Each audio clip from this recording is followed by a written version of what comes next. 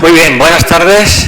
Con puntualidad hispánica vamos a empezar esta sesión de hoy.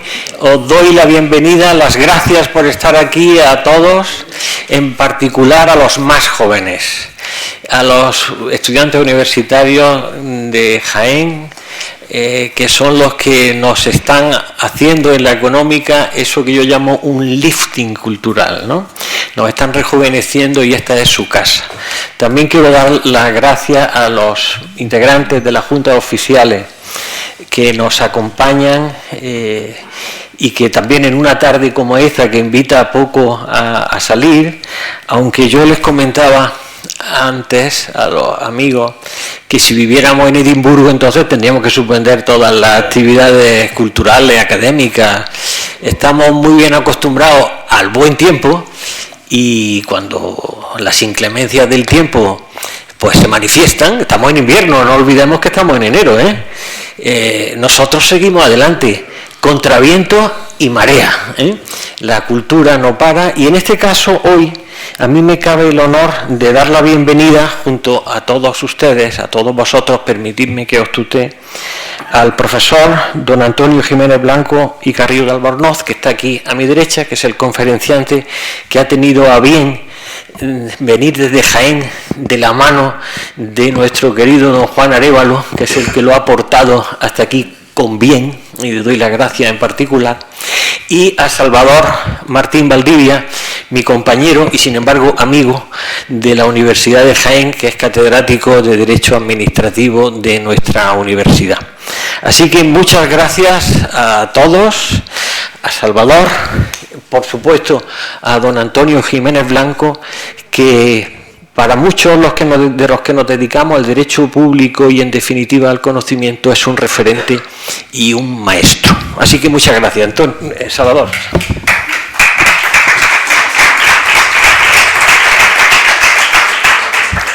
Bueno, pues buenas tardes a todos, muchísimas gracias, José Ángel.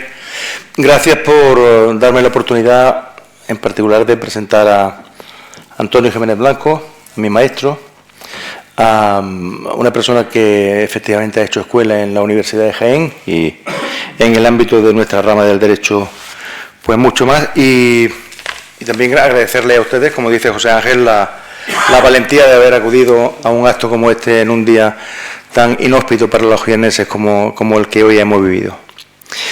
Yo creo que José Ángel, como es amigo mío, ha dicho 50 años de la universidad. Voy a llamar un tío que lleve 50 años en la universidad y llevo 50 años casi. Llevo desde el año 81 manejándome en el mundo académico y en efecto en estos casi 50 años pues he visto cómo la Universidad Española ha ido cambiando, ha ido mudando de piel. Seguramente porque las necesidades sociales lo demandaban, pero también porque, y ahí entra ya un poquito la vena del derecho, porque la Constitución ha obligado a que la Universidad Española se transforme, se democratice. Piensen que en el año 75 había en España 324.000 estudiantes universitarios, de los cuales solo el 3% estaba en universidades privadas. Piensen, por contra, que en la actualidad, según unos avances estadísticos del curso pasado, del curso 2024-2025, ya erais 1.850.000, de los cuales 1.330.000 estudiaban en universidades públicas y el resto, 550, en universidades privadas. En estos 50 años, la universidad ha cambiado tanto que, pues efectivamente, se ha democratizado y además se ha hecho diversa. Sin duda, en este cambio ha tenido mucho que ver, mucha culpa el proceso de descentralización, la transferencia de competencias a las comunidades autónomas. Se ha notado una barbaridad. También lo ha hecho la aparición de la mayor autonomía de las universidades, institucional de las universidades sobre todo pública y española, fundamentalmente desde que entramos en el espacio Bolonia, en el espacio europeo de educación superior, y esta transición además se ha manifestado en 3 o 4 detalles o criterios más que me voy a permitir poner de relieve. Empezando por la financiación. Yo recuerdo en el año 81, cuando por primera vez tuve que matricularme en Derecho, recuerdo que mi madre me dio, yo creo que eran 30 y tantas mil pesetas de aquella época, me la metió en el bolsillo y me dijo, vete a pagar la matrícula a Granada. No sé por qué entonces se pagaba en el hospital militar, pero yo fui absolutamente asustado porque hay un montón de dinero de aquella época para poderte matricular en Derecho. Eso hoy ya ha desaparecido. Hoy la financiación de las universidades públicas, naturalmente, es prácticamente enteramente pública, y esa es una diferenciación muy importante de aquella universidad que en los años 80, el año 75-80, se estilaba en España. Hoy hay un mayor equilibrio entre tasa y financiación, y además en esto que nos parecemos a algunos modelos como el alemán o como los nórdicos, pues nos diferenciamos, sin embargo, de otros muchos, como son fundamentalmente los anglosajones, donde seguramente a todos nos sonará esa imagen del estudiante universitario americano que tiene que pedir un préstamo para pagarse los estudios americanos. Eso en España hoy no pasa, y no pasa precisamente por esa incesante democratización de los estudios universitarios. Pero también es cierto que este cambio lo noto, al menos en mi experiencia personal, porque en este casi medio siglo en el que yo he vivido en la universidad, pues hay cambios muy profundos, casi sociológicos, en el entorno académico, en el entorno universitario. Precisamente por lo que os he comentado hace un momento, en el año 75, en los años 80, a principios de los 80, era bien difícil acceder a una carrera universitaria si no tenías la suerte de haber nacido en una familia que te lo procurara u obtener una beca. Eso hoy no existe. Pero hay, a mi juicio, un cambio mucho más profundo, que creo que es un cambio al que hará referencia el profesor Jiménez Blanco, que es el de la inclusión, la aparición, la irrupción en masa de la mujer en el ámbito de la academia, en el ámbito universitario. Hace 50 años no llegaba ni al 35% el alumnado femenino. Hoy, en algunos grados sobre todo de ciencias sociales, la participación es superior al 65%. Es decir, ahí sí veo un cambio esencial al que, repito, con toda seguridad el profesor Jiménez Blanco hará una referencia mucho más autorizada que la que yo puedo ofrecer. Pero sucede que en nuestra tierra, casi al mismo tiempo que ese proceso se desplegaba a nivel nacional, brotaba con fuerza una historia propia, que era la historia de nuestra universidad. Desde el año 82, que se creó el Colegio Universitario de Jaén, dependiente de la Universidad de Granada, ya se estuvieron desarrollando actividades académicas. En el año 93 se creó como tal la Universidad de Jaén, creciendo año a año, creciendo en implantación, creciendo en grados, y creo como una evidencia innegable que es hoy algo más que una institución académica. Nace como un proyecto colectivo, un instrumento de promoción social, cultural, educativa, pero es, en definitiva, el verdadero motor de transformación y dinamización de la sociedad jiennense. Es un referente para Jaén y para toda la provincia, un signo distintivo de nuestra sociedad y de nuestra gente. En esos años fundacionales, en aquellos primeros pasos llenos de ilusión y de retos, hubo testigos privilegiados, pero desde luego yo creo que casi ninguno como la persona que hoy tengo el honor de presentar, el profesor don Antonio Jiménez Blanco. Yo creo, Antonio, que desde casi la misma creación de la Universidad de Jaén ha estado integrado en ella como catedrático de Derecho Administrativo. Él, que es letrado en Cortes, es catedrático de Derecho Meditativo, inició su andadura en la Universidad de Granada, pero fue precisamente cuando se creó la Universidad de Jaén, cuando se integró en su plantilla y estuvo con nosotros nada más y nada menos que 16 años. No solo marcaron su trayectoria académica, sino que también ayudaron a consolidar nuestra universidad. Porque, y eso es cierto porque lo he vivido en primera persona, durante esos 16 años no solo ha impartido su magisterio, sino que además ha creado una escuela de juristas entre los que me honro en pertenecer, impulsó la disciplina y, sobre todo, dotó de un gran prestigio académico a la Universidad de Jaén. Aunque su trayectoria profesional le condujera más tarde a la Universidad Politécnica de Madrid, creo poder afirmar, sin temor a equivocarme, que Jaén nunca dejó de formar parte de su vida, ni académica ni intelectualmente. El vínculo que estableció con esta universidad, con sus discípulos, que hoy algunos de ellos nos acompañan, creo que hace que ese vínculo siga hoy vivo como un testimonio luminoso de aquellos años fundacionales que ayudó a construir y que hoy celebramos con plena satisfacción. Él, que ciertamente se enorgullece de sus raíces granadinas, aunque a veces en las distancias cortas parece querer renegar de ellas, casi como en broma.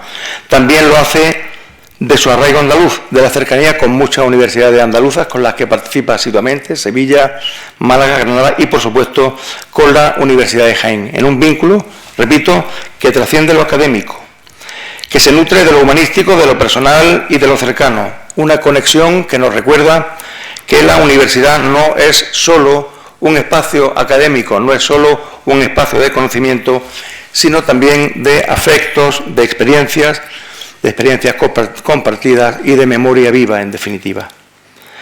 No existe, a mi juicio, interlocutor más idóneo que él para ofrecernos la perspectiva de la Universidad Española en estos 50 años.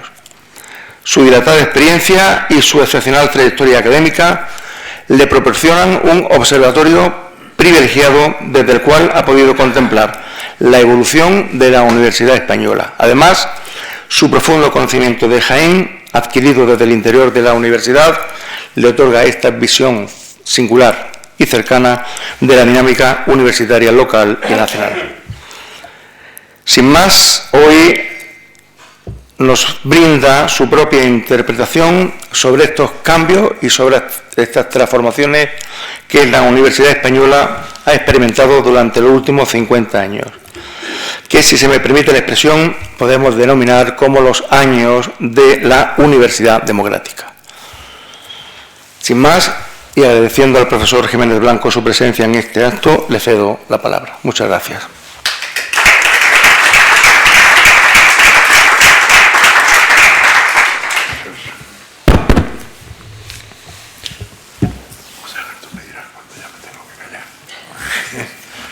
Bueno, muchas gracias, por supuesto, a la Sociedad Económica, la Real Sociedad Económica de Amigos del País, de Jaén, por dos cosas. Primero, por ser de Jaén y, en segundo lugar, por ser una Real Sociedad Económica de Amigos del País. Efectivamente, yo estuve aquí muchos años.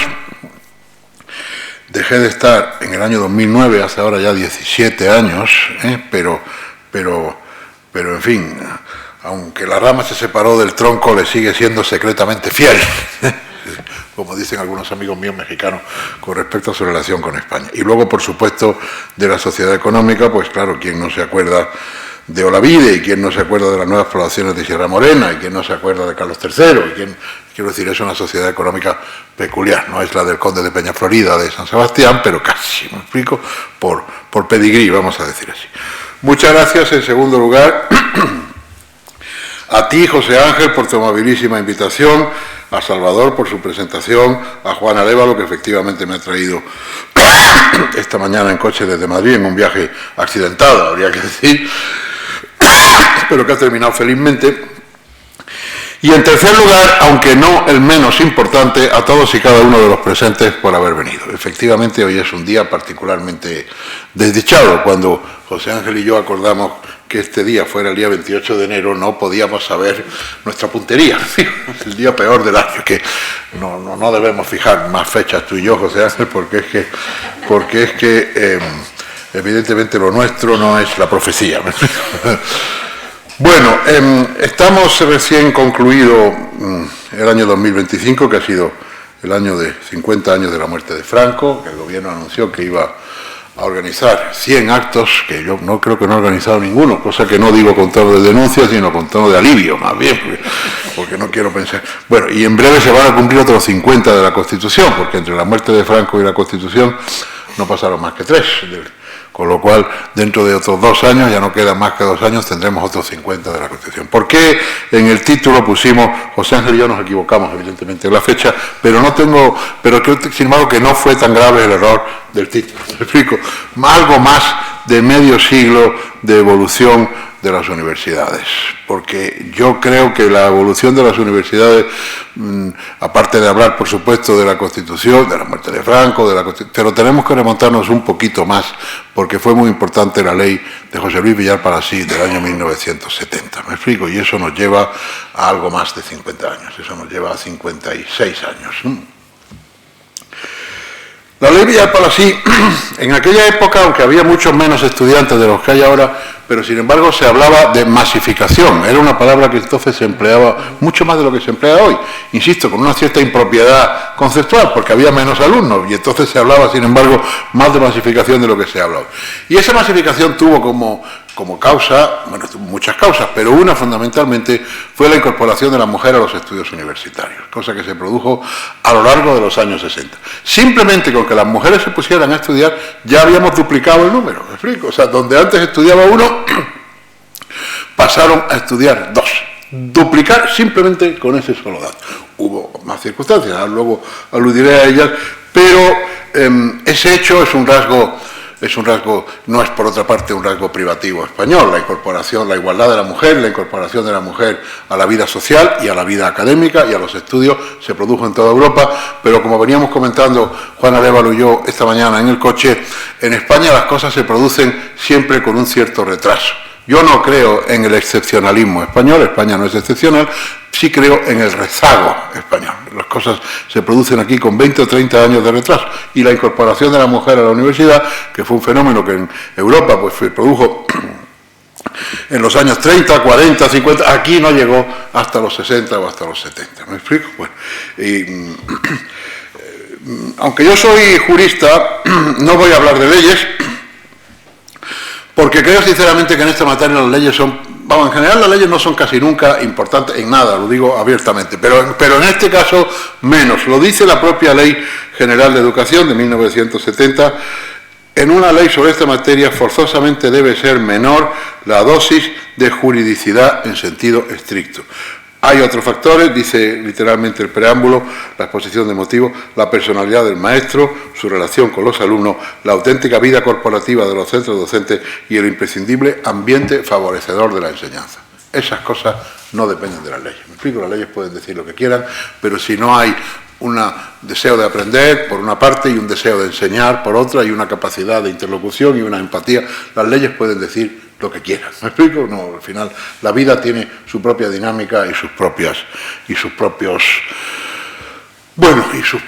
vidas y su propia existencia, vamos a decir así. Bueno,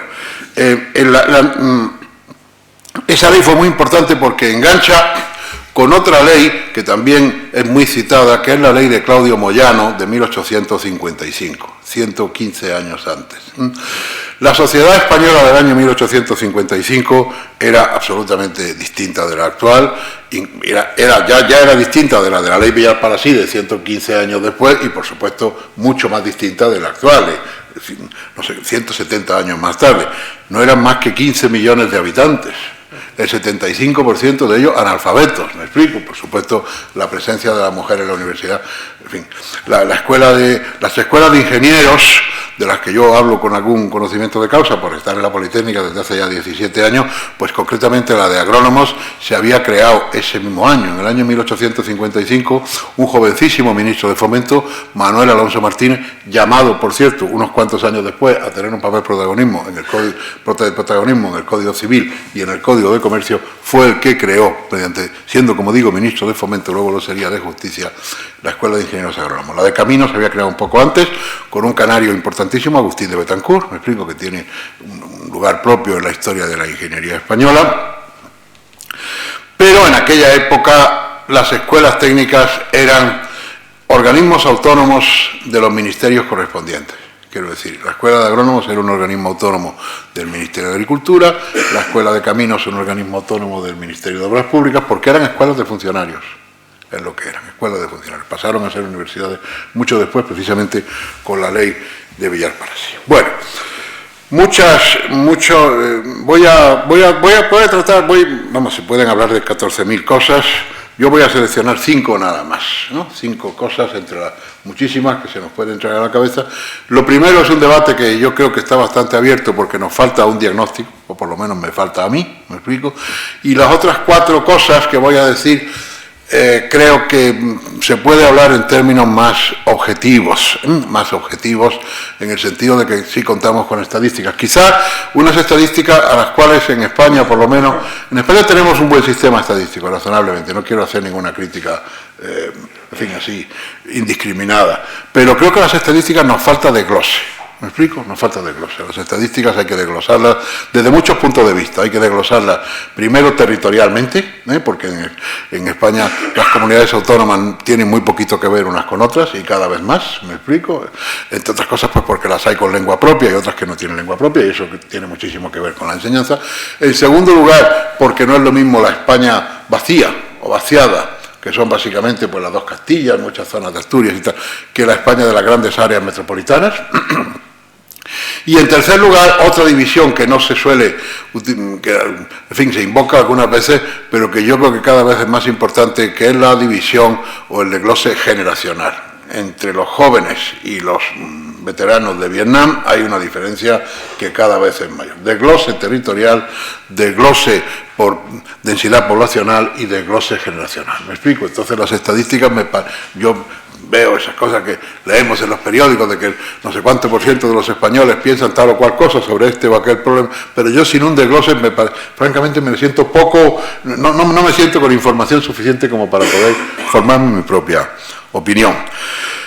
Esa carencia de información estadística tiene que ver con el hecho de que de nuestro debate político la educación ha dejado de formar parte, esencialmente. No lo vemos en el Congreso de los Diputados prácticamente, ya no vemos estos debates. En el Congreso de los Diputados pues se habla de corrupción, se habla de no sé cuantísimas cosas que estamos viendo, ahora se habla de la red ferroviaria, se habla de Mercosur, se habla de cosas que no niego su importancia, pero que la educación ha dejado de formar parte del debate parlamentario y periodístico cotidiano. Entonces eso quizás pues haga que los que no formamos, bueno, yo no tengo que decir que no formo parte de ningún partido político, ni, en fin, yo soy de la tercera, en vez de la tercera de España, yo creo que ya voy por la séptima o la octava, ya lo de la tercera se me ha quedado corto. Y vemos que efectivamente estos temas de educación han dejado de formar parte del debate político inmediato. Cosa que yo personalmente lamento, ¿me explico? Porque me parece importantísimo y creo que es un error olvidarse de eso. Bueno, primer tema, que es el que digo que es un tema debatido, discutido, los que ya tenemos añitos, pues tenemos una opinión, pero tengo la impresión de que los jóvenes, algunos de los cuales hoy nos acompañan, tienen una opinión distinta de la que tenemos los mayores, que es nuestra impresión, insisto, entre los que ya peinamos canas, y por cierto en mi caso pues ya me gustaría peinar alguna más de la que peino, de que ha bajado mucho el nivel, de exigencia y de que ha bajado mucho el nivel de formación. Eso es una opinión generalizada y no solamente en España. Yo, en fin, estudié en Múnich, hice el doctorado allí, me veo con mucha frecuencia con colegas alemanes, con colegas de otros países, y es una opinión generalizada. Estos chicos no son como éramos nosotros. Cuando digo no son, digo que son peores. Los alemanes, por ejemplo, se quejan de la formación en latín, de la que estudiaron ellos en los años 40, 50, 60 y la que hoy tienen los chavales que están estudiando en la universidad alemana. Bueno, eso habrá quien diga que son peores, habrá quien diga que son distintos, porque ser distintos no significa necesariamente ser peores, eso, pero en fin, lo que sí que quiero decir es que entre nosotros, entre los mayores de 60 años, vamos a decir así, está muy extendida esa opinión, muy generalizada. Causas, bueno, pues seguro, no es un problema privativo español, y mucho menos un problema privativo de Jaén, por favor, eso no lo estoy diciendo yo, no lo he dicho en ningún momento ni lo pienso. La tecnología es un tema que está muy encima de la mesa. Ya hemos visto que, por ejemplo, ayer se prohibió en Francia el tema de los teléfonos móviles a los jóvenes y hace un par de semanas había sucedido lo mismo que en Australia. Yo no sé si esa es la solución, me explico. Yo no suelo creer mucho en las prohibiciones, en general. En general no creo en las prohibiciones. Las prohibiciones casi nunca, la droga, la prostitución, todas esas cosas, la prohibición primero casi nunca se cumple y en segundo lugar el efecto que produce suele ser el contrario. ¿Me explico? Pero en fin, eso ya son opiniones, que cada uno tendrá la suya. La pedagogía, el desprecio de la memoria es, se dice con gran desprecio, la inteligencia de los tontos, la opinión negativa del conocimiento, el empollón, lo que antes se llamaba el empollón, como una criatura, como un poco menos que un tío antisocial, me explico, un tío que es un elemento de distorsión en la clase, es un tío que genera división. Eso en España lo tiene muy estudiado un autor que seguramente conoceré, que se llama Gregorio Luri, cuyos libros francamente recomiendo. Insisto que no estoy dando ninguna opinión, se podrá coincidir o discrepar, estoy diciendo cuáles son seguramente las causas y las soluciones. Culpamos a las comunidades autónomas de eso, porque efectivamente en Cataluña la situación parece estar especialmente agravada, me explico, porque el tema del bilingüismo genera en fin, el bilingüismo no es la causa del problema, simplemente agrava las consecuencias correspondientes, ¿me explico? Bueno, no lo sé, ya lo que quiero decir es que es un problema universal, vinculado al inglés. El inglés se ha impuesto en Alemania, por ejemplo, en cada vez más facultades de todas las clases en inglés. En la Politécnica de Madrid también tenemos muchas clases en inglés, de máster y tal y cual. Lo cual es un fenómeno, quiero decir, la consideración del inglés como lengua franca de la enseñanza y de la ciencia en particular, materia sobre la cual, por cierto, hemos editado, digo hemos porque yo he sido uno de los autores, en la Academia de las Ciencias de Málaga, un libro reciente que, francamente, en fin, está mal que yo recomiende libros de los que yo he participado porque tengo un evidente conflicto de interés, pero lo cierto es que con la excepción de mi artículo, el resto es un libro francamente interesante, el español como lengua de la ciencia y el inglés como lengua de la ciencia. Bueno, eso...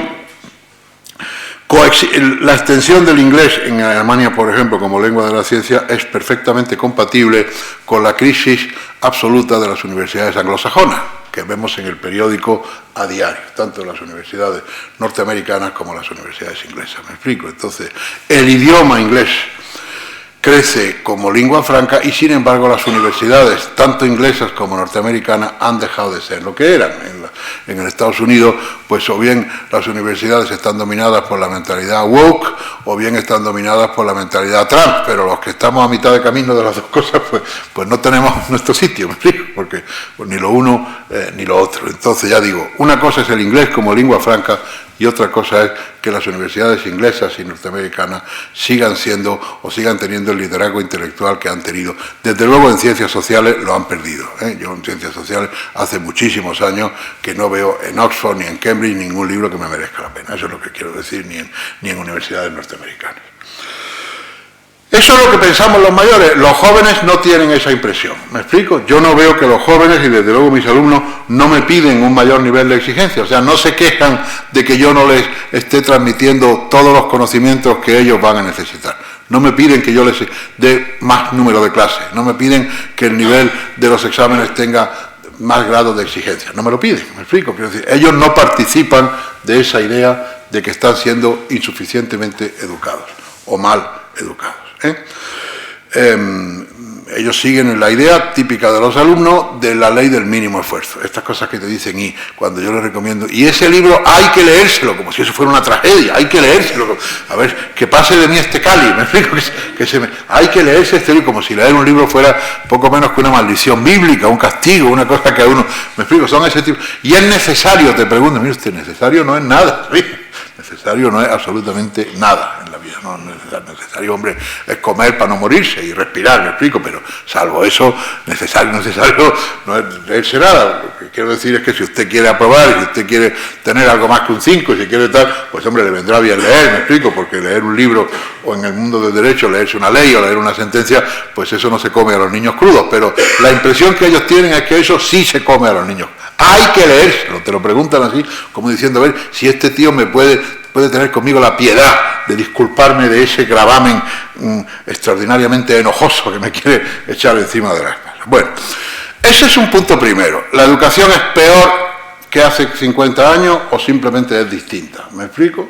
Los mayores pensamos que es peor, los jóvenes piensan que es distinta. ¿Me explico? No tienen esa sensación. Ningún alumno a mí se me ha quejado a lo largo de mi ya larga carrera académica en que el nivel de exigencia no ha sido lo suficientemente alto. Yo esa queja no la he oído jamás de nadie, ¿me explico? Ni me ha pedido que le recomiende más libros de los que... Bueno, absolutamente nada. Ese es un punto de partida, insisto. Seguramente ahí la opinión pública está dividida, como digo, no por razones territoriales, pero sí por razones generacionales. ¿Me explico? Los mayores pensamos una cosa, insisto, y no estoy hablando de un tema privativo de España, insisto que esto hablo con frecuencia con colegas de otros países y es absolutamente así en todas partes. Hay un artículo de una persona proveniente de la provincia de Jaén, que es Antonio Muñoz Molina, que le conoceréis bien porque es de aquí de Úbeda, en El País del otro día, que participaba de la visión. Antonio, en fin, no revelo, bueno, Antonio es íntimo amigo mío, lo digo porque para que se sepa, y no revelo ningún secreto de amigo si digo que Antonio no está pasando su mejor momento desde el punto de vista de la salud mental, porque esto no es ningún secreto, porque lo ha dicho él, me explico, por tanto, no estoy yo aquí revelando, no estoy haciendo nada malo, no estoy traicionando la amistad, pero Antonio, es un artículo del otro día, sábado 17 de enero de 2026, o sea, hace apenas 10 días en El País, no enseñar al que no sabe. Los buenos profesores sufren el descrédito y el asedio porque son una barrera contra el triunfo de la barbarie. Antonio está en la idea, por tanto, de que el problema está en que el maestro que quiere enseñar, pues se encuentra con unas dificultades para hacerlo porque el ambiente no le ayuda. Eso es lo que quiere decir. Bueno, esa, digo, la impresión de Antonio. Antonio tiene un año más que yo, Antonio es de 56, y responde como un hombre de su generación. ¿Me explico? Antonio no es del mundo académico, no es catedrático, aunque sabéis que ha tenido una intensa actividad docente, sobre todo en Nueva York, en el Instituto Cervantes, donde estuvo varios años, y Antonio, yo cuando le veo, que últimamente es poco, por esto que estoy diciendo de que no está en su mejor momento, pero su visión es absolutamente apocalíptica. La visión de Antonio es mucho más apocalíptica que la que podemos tener cualquiera de nosotros. Ese es el primer tema que yo quería poner sobre la mesa. Insisto, no me atrevo a zanjar el debate porque soy consciente de que hay una opinión pública dividida, y dividida, como digo, por razones generacionales fundamentalmente, más que por razones territoriales, donde esto mismo observo en toda Europa. Y ahora 4 temas más, 4 temas en los que sí que creo que se puede, que ya no voy a hablar de opiniones, sino de hechos, y de hechos bastante tozudos. Me explico, quiero decirte que no son hechos del momento, que son realidades, digamos, profundas, antiguas, extendidas, como digo, no, algo diré de la Universidad de Jaén, pero yo no estoy aquí para hablar de la Universidad de Jaén, estoy hablando de la evolución de las universidades, en plural, y a ser posible, más allá de España. Primero, que la universidad haya dejado de ser un ascensor social, que fue en otra época. Eso es un hecho, eso es un hecho. Hace 50 años, pues efectivamente una persona de clase humilde, como se decía entonces, de clase media o de clase media-baja, pues estudiaba Derecho, luego sacaba oposiciones a notario, abogado del Estado, registrador, lo que quiera que fuera, o se hacía ingeniero, no sé cuánto, y eso le colocaba en un estatus superior al de sus padres y al de sus abuelos. Aunque sus padres y sus abuelos fueran universitarios también, quiero decir, el farmacéutico, hijo de farmacéutico, tenía acceso a unas cosas que no había tenido su padre, aunque hubiera estudiado lo mismo que él. Eso yo creo que eso suele decirse, y francamente tengo la impresión de que es cierto. Lo que ocurre es que para que se produzca ese hecho hay una serie de condiciones implícitas o previas, que es que la sociedad prospere. Claro, es que para que yo tenga mejor vida que la que tuvo mi padre o que la que tuvo mi abuelo, hace falta que la sociedad en mi caso, haya habido otras oportunidades que en aquella época no existían. Y yo tengo la impresión de que en ese sentido la sociedad española, a pesar de todo, está bastante estancada. Me explico. En los años 50, 60 sobre todo, y 70, los índices de crecimiento eran muy superiores. Y sin esos índices de crecimiento de la sociedad no hay ascensor social que valga. Me explico. El ascensor social, para que tu hijo tenga un plus con respecto a lo que tienes tú, hace falta, como digo, que la sociedad sea mucho más dinámica, claro, porque si no, el dinamismo no depende solo de lo que yo haya estudiado, depende de cuál sea el contexto. Eso es un tema que sí creo que se puede hablar, eso ya no son opiniones, me explico, aquí estoy hablando ya de hechos, y de hechos además bastante tozudos, me parece a mí. La sociedad española, a pesar de que los gobiernos de turno dicen que estamos muy bien, y que la economía, y que los puestos de trabajo, y que la cifra de paro, si ya me conozco la película, me explico, lo que quiero decir es que la sociedad española lleva bastantes años estancada, de fondo. Esa es una impresión que tengo yo, y eso es una de las causas que hace que el famoso ascensor social no funcione. No es una cosa que se le pueda reprochar a la universidad, me parece a mí. Lo que sucede es que falta el contexto socioeconómico. Primer tema a poner sobre la mesa. Segundo tema, la indigencia financiera de las universidades públicas. Salvador ha hablado algo de eso. Yo os aseguro que los que somos, yo, en fin, las universidades que conozco bien, las públicas, pues son las de Madrid, sobre todo la Politécnica, por esto que estamos diciendo, y las de Andalucía, porque tengo mucha colaboración con ellas. En Sevilla hace muchísimos años que formo parte del Instituto Universitario, antes llamado García Oviedo, que se llama Clavero Arévalo. En fin, con la de Málaga tengo muchísima colaboración, estoy permanentemente escribiendo cosas con ellos y participando. Jaén, por supuesto, y tal.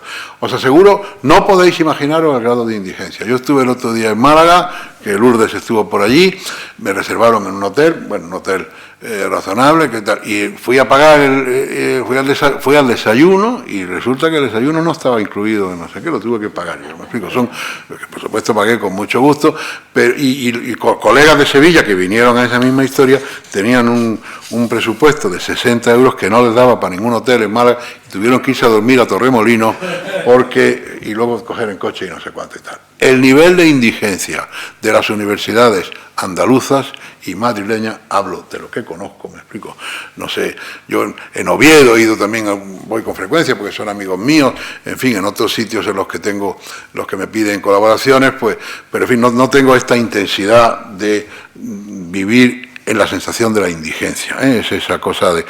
La pregunta es si cuando en el año 1993 se crearon las 3 universidades públicas andaluzas, y luego la cuarta, y luego me refiero a Jaén, Huelva y Almería. A eso hay que añadir la Pablo de Olavide en Sevilla, y a eso hay que añadir la Universidad Internacional de Andalucía de Baeza, me explico, que también depende de la Junta, 10 en total, 8, una por provincia, más 9 más 10. En fin, ya conocemos a los políticos, me explico, que les encanta decir que se abre la universidad de no sé cuánto, y luego, sin embargo, de la gestión y del mantenimiento. En cierto sentido, con esto de las universidades ha pasado, con todos los matices, algo parecido a lo del AVE. A lo del AVE. Es que, mire usted, es que reparar la soldadura de una vía, esa foto no da votos, me explico. Y sin embargo, abrir el AVE Madrid-Sevilla, o Madrid-Málaga, o Madrid-Córdoba, o Barcelona no sé cuánto, da muchos votos, me explico. Y entonces, el gasto público en España es un gasto público que no tiene hoy, es un gasto público alucinante, es un gasto público que no tiene más sentido que el puramente electoral, me explico. Y entonces resulta que esto de pagar los nóminas de los profesores todos los meses, pues que no da votos, me explico. Entonces, y sin embargo, abrir tal o cual universidad, o lo que me contaba Juan Arévalo del edificio que ha costado 30 millones de euros de no sé cuánto, porque tiene mármol de Carrara o poco menos, pues eso es una cosa alucinante. Ya digo, en España tenemos, no sé, me parece que son 4.000 kilómetros de alta velocidad de tren, que dieron lugar a no sé cuantísimas fotos de políticos de no sé cuánto, y sin embargo, luego el mantenimiento y no sé cuánto y tal, pues no hace falta decir en la situación en la que se encuentra. Y algo parecido, eso que lo vemos muy claro con el tema del AVE, con 45 cadáveres sobre nuestras espaldas, me explico, tengo la impresión de que no es una cosa exclusiva del AVE, me explico, que es una cosa estructural y crónica además. No estoy hablando de ningún partido, estoy estoy hablando, los Javes primero fue del año 1992, en la época de Felipe González. Desde entonces hasta ahora pues han pasado no sé cuántos años, no sé cuantísimos gobiernos y no sé cuantísimos partidos, y esta es una reflexión que puedo hacer con carácter transversal, vamos a decir así. Me explico que el gasto público en España está orientado electoralmente, me explico, y el mantenimiento de las cosas no da votos, eso es lo que quiero decir, da votos la apertura y la inauguración y la no sé cuánto y la tal y la cual. Es un problema, como digo, crónico. No sé si tiene que haber 10 universidades en Andalucía. Lo que sí que quiero decir es que la Junta de Andalucía no da para financiar 10 universidades. Eso es lo que quiero decir. Y lo estamos viendo a diario y lo estamos contemplando. ¿Me explico? Eso se celebró en los años no sé cuánto. Luego, de entre las universidades que se crearon en esa época, la de Jaén es sin duda la que ha ido mejor, sin duda alguna. Sin duda la que ha ido mejor, infinitamente mejor que Huelva y Almería. La de Jaén es una historia de éxito. Seguramente la duda que cabría plantearse es si no se debió haber abierto antes, pero ya a estas alturas, como es natural, es un debate que no tiene ningún sentido. Lo cierto es que se abrió en el año 1993 sobre la base del antiguo colegio universitario, pero sí digo que la indigencia financiera en la que las comunidades autónomas tienen a las universidades públicas es una manifestación más de un desastre general en lo que es el gasto público español. ¿Me explico? Que es un gasto que solamente está orientado por razones electorales. ¿Me explico? Los partidos a la hora de tal o cual cosa van con la calculadora de los votos que gano con esto y los votos que pierdo y tal o cual euro. Si lo invierto aquí me saco la foto y si lo invierto allí no me saco la foto. ¿Me explico? Esto que estoy diciendo es una reflexión que hago sobre las universidades, pero perfectamente generalizable. Perfectamente generalizable porque no es un tema privativo de esto. Bueno, eso luego nos plantea el famoso tema de si es bueno o es malo salir del pueblo para estudiar. Me explico, porque de una parte que decimos que haya universidades en cada pueblo y de otra parte estamos fomentando el programa Erasmus para que la gente se vaya fuera. Me explico. Hay argumentos muy poderosos para lo uno y para lo otro. Lo que tengo mis dudas es que haya argumentos igualmente poderosos para mantener las dos cosas al mismo tiempo. ¿Me explico? O lo uno o lo otro. Si estamos queriendo que los alumnos, yo personalmente tengo que agradecerle al destino que la Fundación Juan March me financiara los estudios que hice de doctorado en la Universidad de Múnich, me explico, y el DAAD luego en la Universidad de Colonia y tal y cual. O sea, yo agradezco mucho. Para mí haber salido de España y haber salido de Andalucía para estudiar no solamente no fue ningún...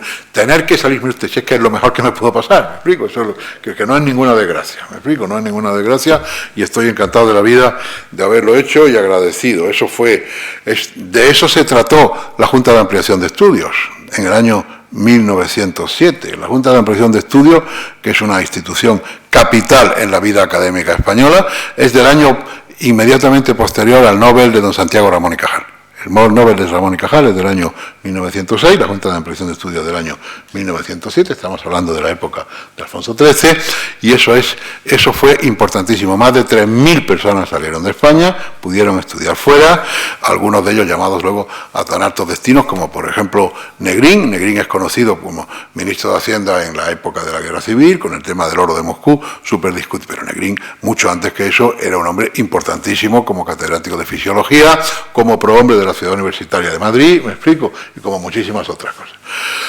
Ayala, nuestro maestro de tantos juristas españoles, Ayala también estuvo en Viena y en Berlín en el año 29-30. En el caso de Ayala no fue financiado por la Junta de Ampliación de Estudios, sino financiado por la Universidad Central, como se llamaba entonces, luego la actual Complutense, me explico.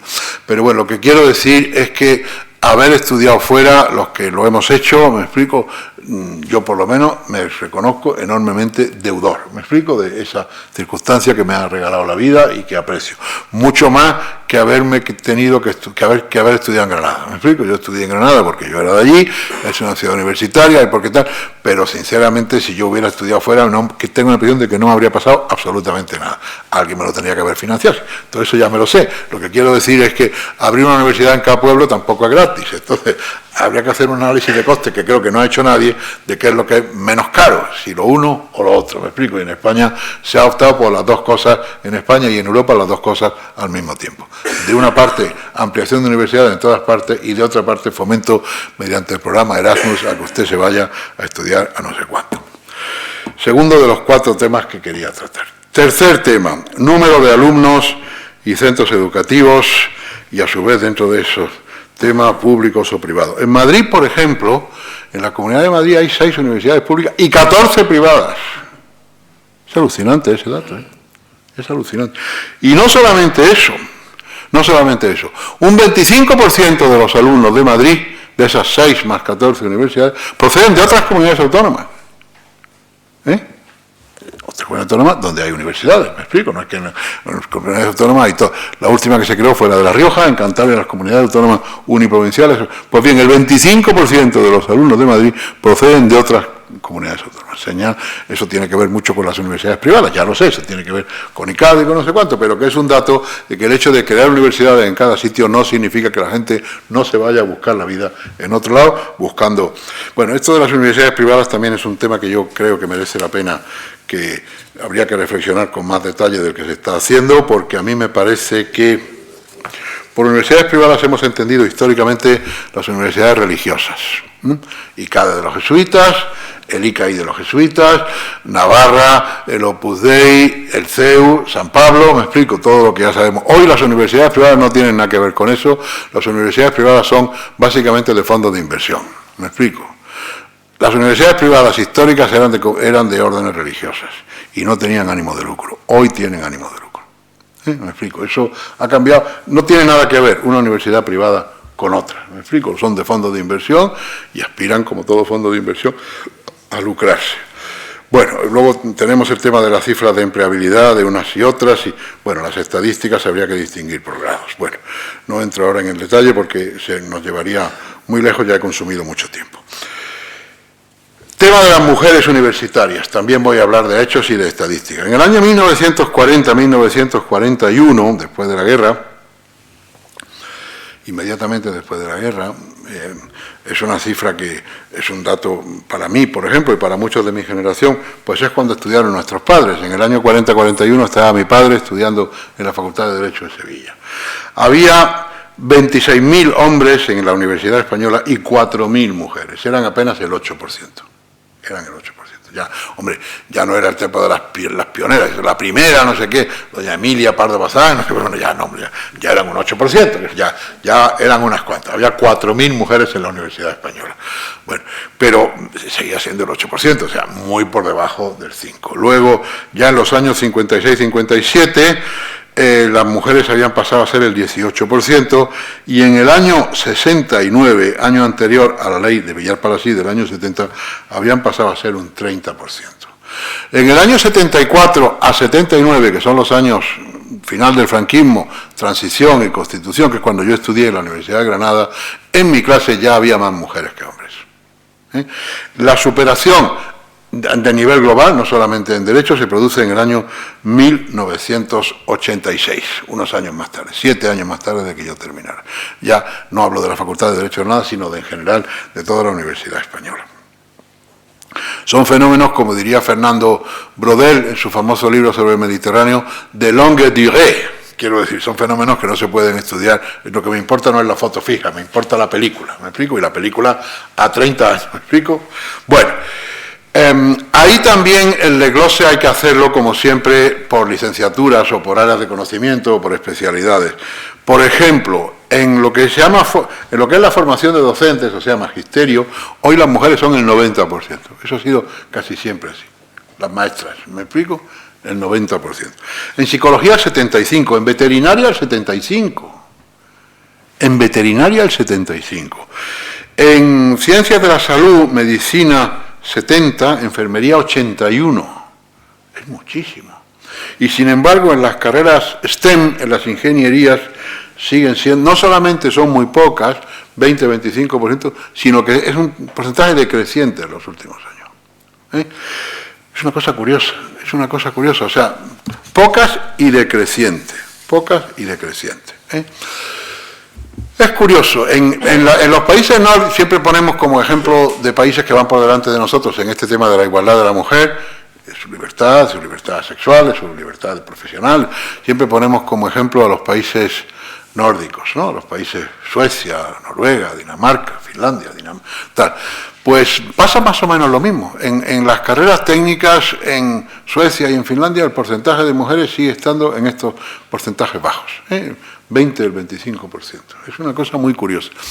El porcentaje de mujeres más alto en los estudios técnicos está en un país Lo que voy a decir, alguien puede pensar que me estoy volviendo loco. No es así, lo digo cierto. Es en Irán. Irán, que no es precisamente un paraíso de la igualdad sexual de las mujeres, supongo que no tengo que detenerme mucho en explicarlo, es notorio, sí, porque es la vía de salida. Es que ser ingeniero es la vía de escape de allí. Me explico, aquello es aquello es un infierno y entonces ser ingeniero es la forma de salir. Me explico, ese es el asunto.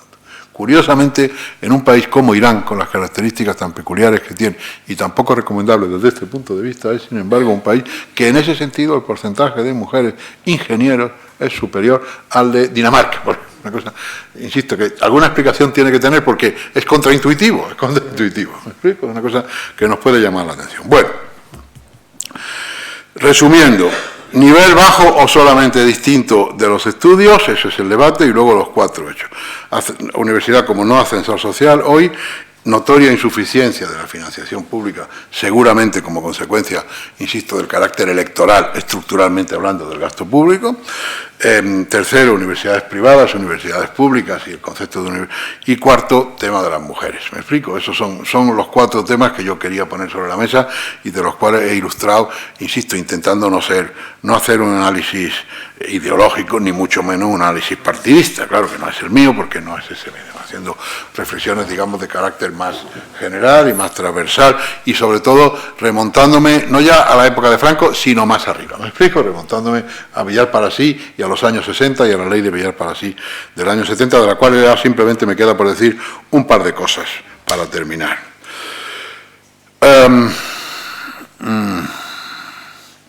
La masificación. ¿De dónde vienen los PNN? Pues viene de allí. Claro, es que si la universidad de pronto se duplica su número de alumnos porque las mujeres se ponen a estudiar, pues evidentemente hay que improvisar profesores. Claro, yo si este año se me matriculan muchísimos más alumnos por el tema de las mujeres, pues tengo que improvisar profesores. De ahí vienen los PNN. De ahí viene la figura de los PNN, hoy ya no se llama así, se llama contratado doctor o ayudante doctor, no sé qué, es una cosa que es que nada más leerlo ya me tira para atrás, pero bueno, lo cierto es que eso viene de ahí, ¿me explico? Eso viene de ahí. Viene de ahí también que los adjuntos, hoy profesores titulares, pues pasaron a ser un cuerpo nacional, cosa que antes no eran adjuntos de cada universidad y de cada catedrático.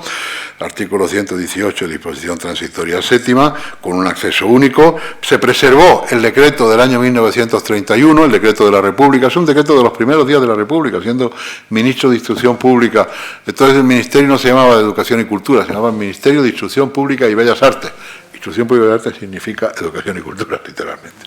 Decreto de Marcelino Domingo del año 1931, con un cuerpo de profesores nacional y con los famosos 6 ejercicios y la trinca y todo lo que conocemos. Eso también, yo creo que idealizado, muchas veces, porque de acuerdo con ese decreto del año 1931, pues en Granada salieron los catedráticos de Derecho Administrativo que me dieron clase a mí, cuyos nombres omito, ¿me explico?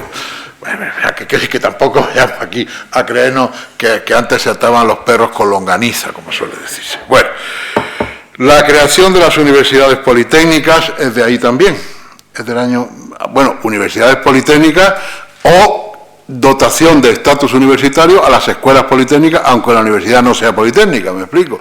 Llámese Linares, universidades politécnicas está la de Madrid, la de Barcelona, son las 2 primeras, Valencia, y la última que es la de Cartagena. Pero escuelas técnicas en universidades que no son politécnicas hay en todas partes, me explico. En Granada hay arquitectura y no sé cuánto, y ingeniería, y en Sevilla y no sé qué. Lo que ocurre es que es una universidad única, no está dividida como si está dividida en estas últimas cosas. Y nada más, en fin, en el año 1970 pues es una universidad, como bien ha dicho Salvador, muy distinta. Una universidad, por cierto, extraordinariamente politizada, cosa que hoy no lo es. En la Constitución, aparte del artículo 27 de la Constitución, que habla de la autonomía de las universidades, en el apartado 10, se habla también de la libertad de cátedra, que es una cosa que hoy nadie pone en cuestión, porque es que entonces los profesores, algunos pues fueron perseguidos, el famoso tema de Aranguren y de Tierno Galván y de García Calvo y de no sé cuánto, y por eso la Constitución habló de libertad de cátedra, que hoy los profesores podemos decir lo que nos dé la gana en la universidad, porque como nadie nos escucha, es igual, es irrelevante, la universidad fue la verdadera oposición al franquismo. Esta ley de Villar Parasí no se entiende sin eso. Y en el año 74-75, ya sí que termino, todavía en vida de Franco, ya no era ministro mi paisano Julio Rodríguez, era ministro un compañero mío de las Cortes que se llamaba Cruz Martínez Esteruela. Cruz Gamada Martínez Esteruela, como se le decía. Bueno, pues Cruz Gamada Martínez Esteruela cerró las universidades, la de Valladolid y la mía también. Yo estuve cerrado un tiempo por desórdenes políticos o públicos. En aquella época era del PC todo el mundo. Yo creo que yo no llegué a hacerlo, pero porque llegué tarde 10 minutos a escribirme, ¿no?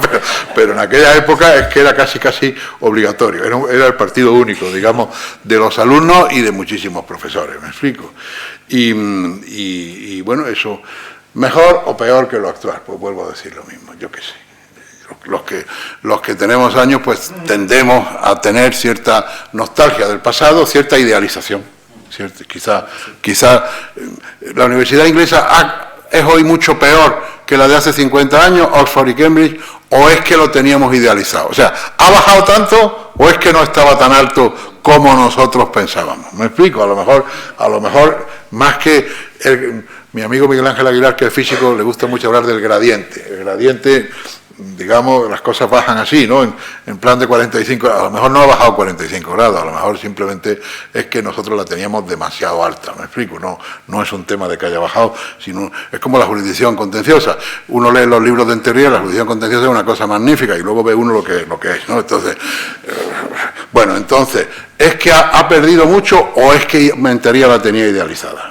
Que nunca fue tan buena, ¿me explico? Esa es la duda que a uno le cabe cuando hace análisis anacrónicos, literalmente, anacrónicos, mezclando cosas, viendo el pasado con ojos de hoy, ¿me explico? Que eso es en definitiva lo que significa el anacronismo. Bueno, yo llevo ya son las 9, llevo ya hablando más tiempo del que debiera, pido disculpas si me he extendido, pero en fin, se me quedan muchas cosas con el tintero, porque la verdad es que estos son temas, como bien decía la ley de la educación es una permanente tarea inacabada. Es que nadie puede pretender que esto se termine de un día para otro. Y ya tengo la solución y mañana seguiremos hablando. Y las tecnologías, las mentalidades, hemos hablado mucho del cambio, los cambios tecnológicos, pero no hemos hablado del cambio de las mentalidades, que es tan importante o más como el cambio tecnológico, me explico, y que tiene mucho que ver con el tema que hemos dicho de las mujeres y de todo este tipo de cosas. Nada más y muchas gracias.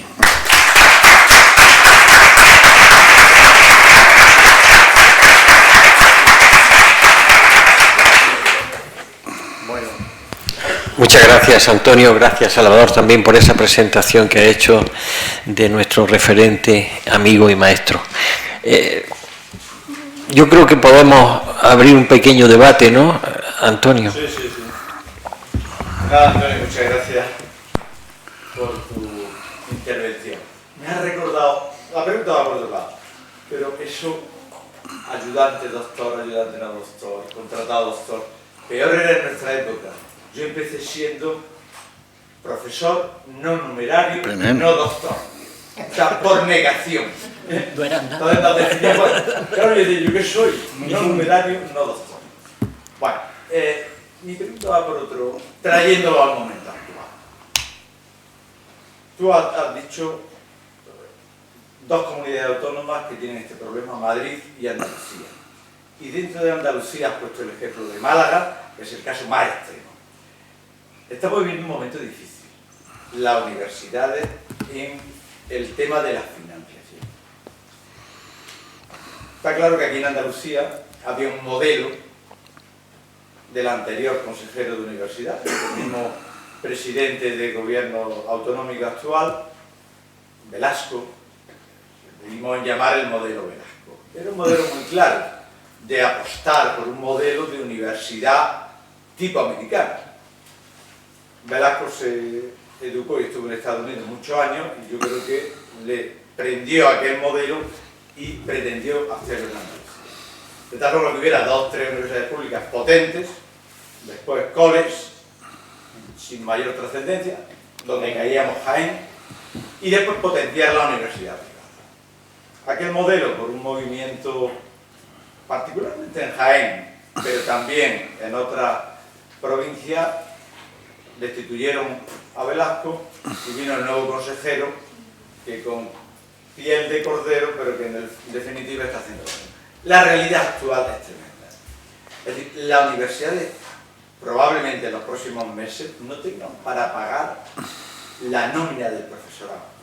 Aquí se está calculando, una cosa que es curiosísima, por ejemplo, el incremento del presupuesto incrementa la inflación para gasto de personal, pero no para gasto corriente, con lo cual la realidad es que se está perdiendo financiación año tras año.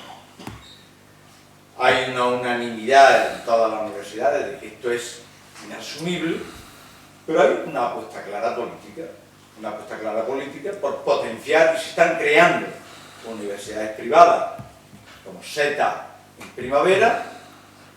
Cada día, cada mes, cada año se están creando nuevas a costa de una financiación inasumible para universidades públicas. Supongo que de esto... Sí, sí.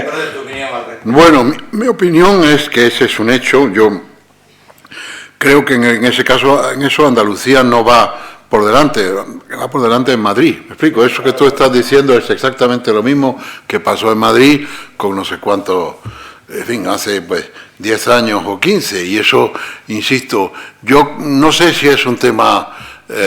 claro, es que hoy en España las comunidades autónomas están en manos del PP 12 de 17, y las que no están en manos del PP pues son Cataluña, no sé qué, que tienen su propia dinámica de la lengua, no sé qué, de la lengua que hablan allí. Bueno, entonces lo que quiero decir es que me faltaría tener otras 12 comunidades autónomas del PSOE, me explico, para poder hacer una comparación. Solamente es comparable lo homogéneo, no lo heterogéneo, claro. Entonces yo no puedo, el PSOE tiene, que yo sepa, o Asturias, ¿no?, que tiene una universidad muy buena, porque Oviedo es una universidad espléndida, tengo que decir, y Castilla-La Mancha, que es una universidad esencialmente descentralizada. Hablamos de la Universidad de Castilla-La Mancha, pero no tiene nada que ver Cuenca con Albacete, con Ciudad Real, con Toledo, con no sé cuánto, y con tal y con cual. Entonces, claro, son dos, no podemos comparar 2 con 12, me explico, porque insisto, es comparable lo homogéneo, y 2 con 12 no son homogéneos, y por tanto no puedo comparar. Pero sí, yo creo que para el sector público español pues se está echando encima cada vez más compromisos de gasto.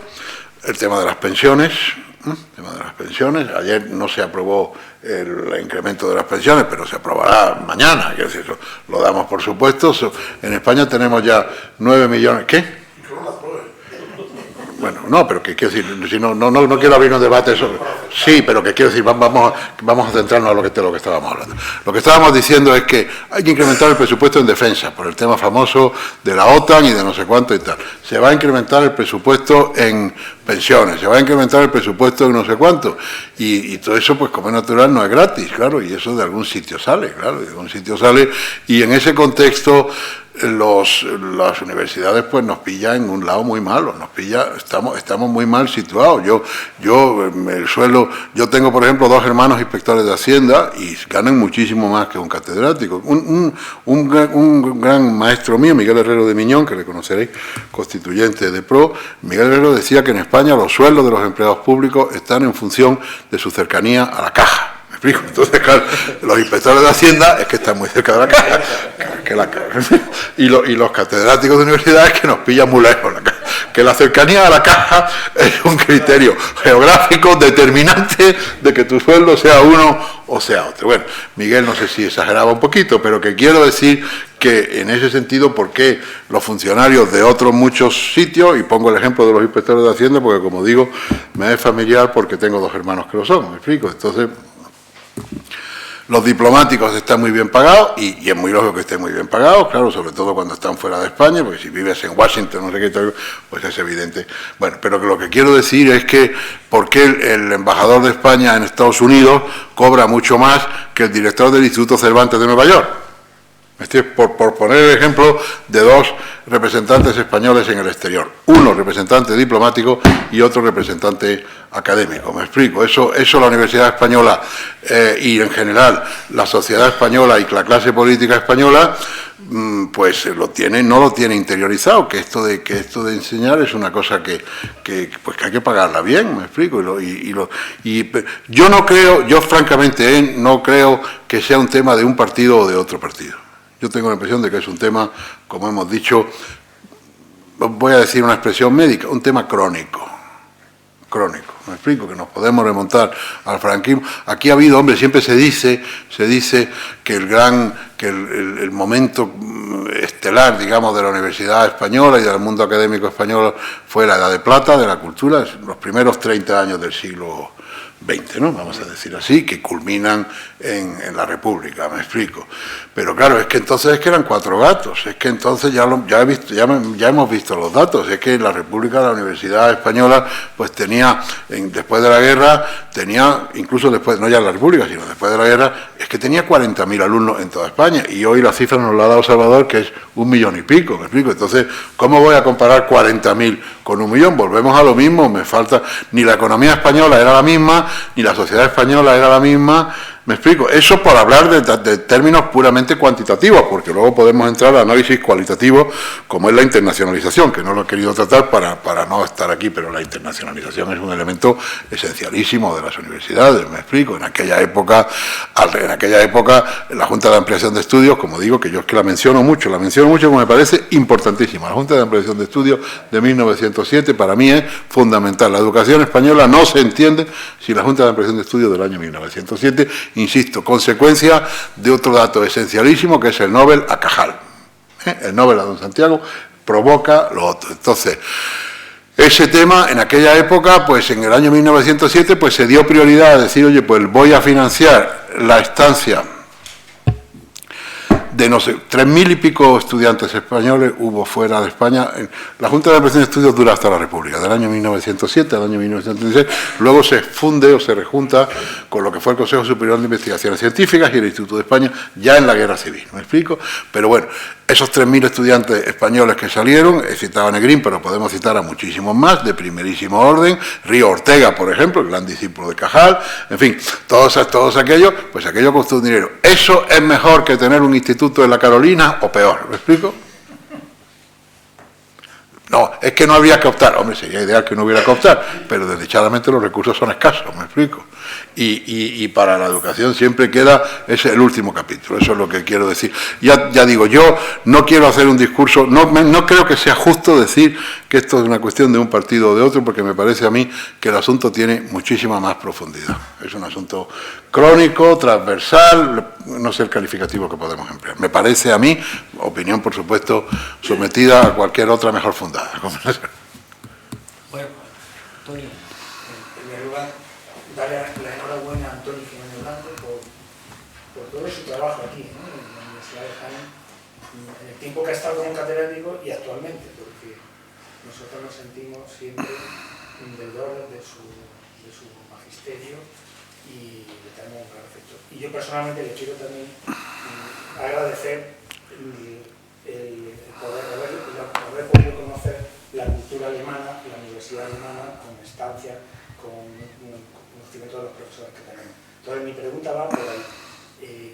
¿Cuáles podrían ser los motivos, como perfecto conocedor que eres de la sociedad, de la cultura alemana, de la universidad alemana, cuáles podrían ser las causas por las que la evolución que han tenido esas universidades alemanas, quizá la decadencia, en fin, como han mencionado, tú que además particularmente, aquí lo quiero decir público, Antonio ha sido amigo personal de Klaus Stern, que ha sido pues, uno de los grandes maestros, ¿no?, del derecho público en Alemania y en Europa, ¿no? Entonces, él que ha tenido ese contacto con grandes profesores de derecho alemán, ¿cómo se han vivido la situación actual? Pues sí, la verdad es que es una buena pregunta. En fin, como dicen los políticos en las ruedas de prensa, no sabe cuánto le agradezco esa pregunta.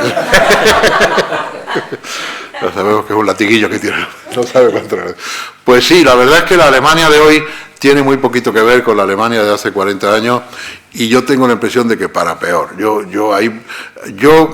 soy muy crítico de la reunificación. Yo estaba encantado con que hubiera una república federal y una república democrática. No puedo decir que yo estuviera encantado con el muro de Berlín, porque claro, en el muro de Berlín murió muchísima gente y evidentemente nadie puede estar encantado con eso. Pero fin, no se me interprete indebidamente. Yo lo que quiero decir es que la Alemania federal era un régimen espléndido, políticamente hablando, tenía un tribunal constitucional espléndido, tenía unos medios de comunicación de primer orden, y eso ha cambiado mucho, fue extraordinariamente receptiva con los inmigrantes, con los turcos fundamentalmente, porque los españoles, y en particular yo, y los que hemos estado allí, pues éramos unos inmigrantes de lujo, quiero decir, yo iba allí ya de no sé cuánto y tal igual, pero los que iban allí al curre de verdad eran los turcos, me explico, los Gastarbeiter, los trabajadores invitados, y aquella Alemania de los años 60 y 70, la del milagro económico, la del canciller Adenauer, aquella Alemania no se entiende sin la enorme, quiero decir, eso cambia o va cambiando, vuelvo a decir lo mismo que antes, no cambia de un día para otro, las cosas nunca cambian de un día para otro, las cosas cambian tal, y yo creo que allí las universidades alemanas pues hoy están en una situación, ellas sí, muchísimo peor, por lo menos en derecho. Yo no sé, en otras cosas, la formación profesional dual, por ejemplo, pues les va muy bien en eso, pero claro, es que en Alemania es que todo va peor que hace. ¿Qué no decir de la industria del automóvil? Lo que era la industria del automóvil hace no sé cuánto tiempo y lo que es la industria del automóvil alemana hoy, ¿me explico? O sea que todo ha empeorado mucho allí. Yo creo que quizá uno de los elementos... digamos, es un tema general, volvemos a lo mismo, pero en fin, puestos a buscar hechos diferenciales, vamos a decir así, o causas específicas o causas privativas, yo tengo la impresión de que en Alemania ha pasado una cosa, que es que han perdido la autoestima de su propio idioma. Quiero decir que en Alemania hoy haya en las facultades de Derecho muchísimas clases en inglés, eso hace 40 años, Alemania tuvo muchos motivos para no tener autoestima ninguna, después de que el año 1945 se pone de manifiesto lo que fueron los campos de concentración, se pone de manifiesto todo aquello, y era verdaderamente para avergonzarse. Y no se avergonzaron, es curioso, no se avergonzaron, ¿me explico? Y de hecho, la doctrina jurídica de la Ley Fundamental de Bonn del año 1949, del Tribunal Constitucional de los años 50 y 60, fue una doctrina espléndida. Hoy los jóvenes eso no lo estudian. Digamos, los jóvenes están como avergonzados de... Bueno, hay muchas cosas de la historia alemana de la que avergonzarse, por supuesto que sí, no, ¿quién lo discute? Me explico, pero no todo, me explico. Tenga usted cuidado cuando quita el tapón, porque se va el niño por ahí, me explico. Y se van ahí cosas importantísimas, me explico. Y sobre todo lo que aporta el idioma alemán, que yo creo que es lo que los que hemos estudiado allí lo tenemos como un gran activo intelectual, que lo venía comentando con Juan Arévalo hoy en el coche, la abstracción. La abstracción. ¿Por qué los alemanes son particularmente buenos en filosofía y en música y en matemáticas? Coño, es que eso es la abstracción. Es que eso es la abstracción. Y el idioma alemán es que es un idioma absolutamente dado a la abstracción, me explico. Es que Hegel no podía haber nacido en Birmingham, me explico. Y Beethoven no podía haber nacido en Burdeos. Es que la abstracción... Y Brahms, coño, era de Hamburgo porque es que tenía que ser de Hamburgo, me explico. El idioma alemán y la cultura alemana es así desde siempre, tiene un elemento de abstracción intelectual y eso hace pues que estos tíos sean buenos en lo que son, claro, que son en aquellas cosas que requieren un desarrollo más abstracto del pensamiento. Eso con la lengua inglesa es absolutamente imposible conseguirlo, porque es un idioma de fontaneros sin ofender a los fontaneros. Entonces eso, a mi juicio, aparte de los problemas generales que hemos dicho de la tecnología y tal y cual, yo creo que es un dato, eso y la reunificación alemana, los países, es como las empresas mueren al crecer, ¿me explico? Las empresas mueren al crecer, cuando crecen, ¿me explico? Y la incorporación de la República Democrática Alemana con 17 millones de habitantes, que hoy son en muy buena medida nostálgicos de la Stasi, es alucinante. Es alucinante, me explico, es alucinante. La nostalgia es extraordinariamente peligrosa en general. La nostalgia. Hay la Ostdeutschland, o sea, la Alemania del Este, Ostdeutsch, ellos tienen una palabra que a mí me parece extraordinariamente expresiva. Ostalgie. Ostalgie, lo mismo que nostalgie, pero sin la N. Nostalgia del Este, me explico. Tienen nostalgia de aquello, porque aquello, pues siendo un régimen que ya conocemos sus características, pero te daba de comer todos los días, me explico, te daba no sé cuánto, te daba tal, y hay gente que todavía añora eso y echa en falta eso. Entonces, tener esos 17 millones de tíos allí, que hoy son absolutamente, de los 5 nuevos lendas de la Federación, el mejor es sin duda alguna Sajonia, ¿no? Donde está Leipzig y donde está Dresde. Es la parte más industrializada, la parte más... Aún así, siendo la más industrializada, tiene hoy menos habitantes que en el momento de la reunificación. Han perdido. Eso es el mejor de los 5. ¿Me explico? Entonces, eso te demuestra, y por supuesto tiene infinitamente menos inmigrantes que lo que tienen los... Básicamente Baden-Württemberg y Baviera en la antigua República Federal Alemana, que pueden tener un 13 o un 14% de inmigrantes hoy, teniendo en cuenta que muchísimos ya son alemanes, quiero decir que los que son nietos de los que llegaron en los años 50 ya no computan ahí, porque ya son alemanes. Estos que se juegan en la selección alemana de fútbol, había un tío de Loja que se llamaba Mario Gómez. Mario Gómez su padre era un tío de Loja que había ido a no sé qué, y este era el hijo de Loja con una alemana, pero él era absolutamente alemán, así, y jugaba al fútbol. Pues ese ya no computa como inmigrante, me explico, porque ese ya es un alemán nacido allí y no sé cuánto y tal. Y sin embargo, el sentimiento anti-inmigración es muy superior en la República, los 5 nuevos, ya no se puede decir la ex-república, la denominación eufemística es los 5 nuevos lendas de la Federación. Pues ahí, con todo esto que estoy diciendo de Sajonia y de tal, es muy superior. Entonces, es muy difícil, son 2 países que no han pasado ya 30 y tantos años. Claro, el muro de Berlín fue en el año 89, ¿no? 89, 90, han pasado ya 30 y casi 40 años, pero no se han ensamblado, no se han ensamblado, son 2 sociedades muy distintas. Bueno, la hora, me dice el moderador, ¿no? Bueno, pues muchas gracias. Yo creo que hemos mejorado la tarde en el conocimiento, no sé si meteorológicamente lo que nos vamos a encontrar ahí fuera, pero seguro que algo ha cambiado también. Así que muchas gracias, Antonio, gracias a todos los que habéis venido y seguimos emplazados para seguir creciendo culturalmente. Muchas gracias.